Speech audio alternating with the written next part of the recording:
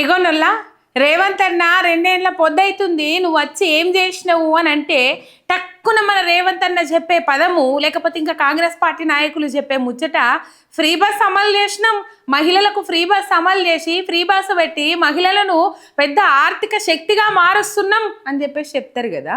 పాపము free bus కథ ఎట్లున్నదంటే ఎక్కేకాడ జౌడాలు, కొట్లాటలు, సీటు కాడలొల్లులు, జౌడాలు ఇట్లా చెప్పుకుంటూ పోతే ఈ ఫ్రీ బస్సు కన్నా పైసల బస్సులు ఎక్కింది నయమని చెప్పేసి చాలా మంది పైసల బస్సులు ఎక్కిపోతా ఉన్నారట.